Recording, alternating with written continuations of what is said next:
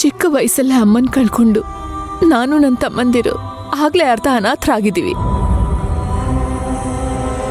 ಇವಾಗ ಡ್ಯಾಡಿನೂ ಕಳ್ಕೋಬೇಕಂದ್ರೆ ನಮ್ಮಿಂದ ಆಗಲ್ಲ ಅಂಕಲ್. ಡ್ಯಾಡಿನೂ ಮಿಸ್ ಮಾಡ್ಕೊಳ್ಳೋದಕ್ಕಾಗಲ್ಲ.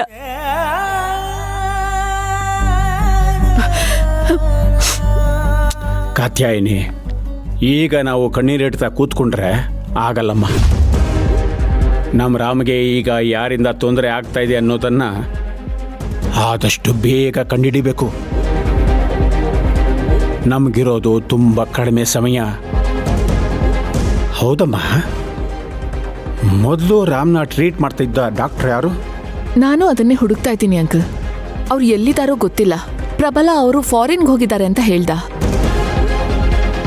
ಇದ್ರ ಹಿಂದೆ ಯಾರಿದ್ದಾರೆ ಅನ್ನೋ ಸತ್ಯ ಕಂಡುಹಿಡಿಯೋದಕ್ಕೆ ಮತ್ತೆ ನಾನು ಪ್ರಾಕ್ಟೀಸ್ ಶುರು ಮಾಡಿದ್ದೀನಿ.